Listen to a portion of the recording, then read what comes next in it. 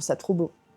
Quand l'animal prend vie, forcément, à la fin du travail de 3 ans, c'était pas des plumes, c'était pas des poils, mais c'était bien des structures qui ressemblaient à des piquants, qui n'avaient pas une tête non plus complètement étrangère à des plumes. Le challenge de cette étude, c'est de dire on a retrouvé quelque chose qui pourrait évoquer du plumage, mais non, il s'agit vraiment d'autre chose et c'est là qu'il faut être précis, exactement.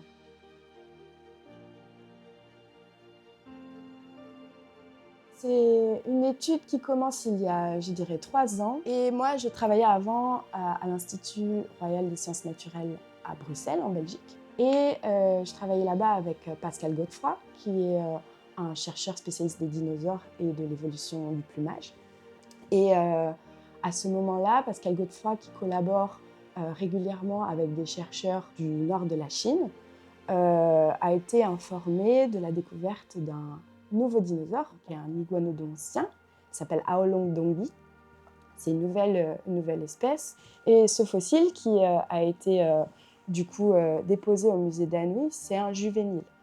Donc ça, ce sont les chercheurs, lorsqu'ils étudient donc, le spécimen d'Aolongdongyi. Donc là, c'est le crâne que vous pouvez voir ici. Ici, il y a la partie ventrale avec les pattes et puis le bout de la queue. Sur ce fossile particulier, il semblait y avoir des excroissances dermiques que l'on ne connaissait pas chez le reste des dinosaures sur la peau. Et ces structures-là, elles sont relativement rarement fossilisées puisque ce sont des tissus majoritairement mous. Moi, dans cette étude, j'ai été amenée à travailler à vraiment la caractérisation à fine échelle de ces petites épines.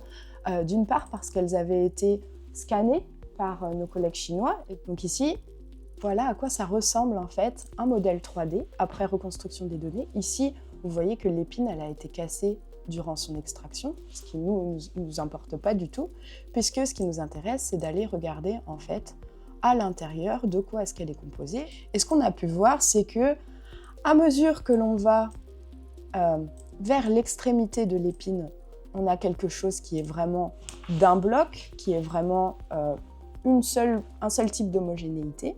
Et à mesure qu'en revanche qu'on arrive vers la base, on a quelque chose qui est composé plutôt d'un cortex, ici en rouge, et de quelque chose de plus poreux au centre, qu'on a appelé la médulla. Et puis, comme j'ai pu avoir les échantillons prélevés, tout bêtement, ces structures-là, ce sont des fragments, des écailles ou des épines. Ici, elles sont trop fines pour qu'on les voit réellement. Pour vous donner une idée, à la base, lorsque j'ai monté ces structures sur les petits plots, ça ressemblait à ça. Donc ça, c'est de l'écaille qui est dans la gangue sédimentaire. Et puis ça, comme vous pouvez le voir, c'est également dans le sédiment ces petites structures qui sont extrêmement fines et qui sont du coup les petites épines. Lorsqu'on fait une section mince, une section histologique à l'intérieur de ces petites épines, on peut la faire dans le sens transversal de l'épine, comme ça, ou également dans le sens longitudinal. Et en fait, on a pu réaliser qu'au sein de ce cortex, on avait des structures qui, en fait, préservaient l'anatomie des cellules composant ces couches, ce qui est très rare, évidemment, quand on a des choses aussi anciennes.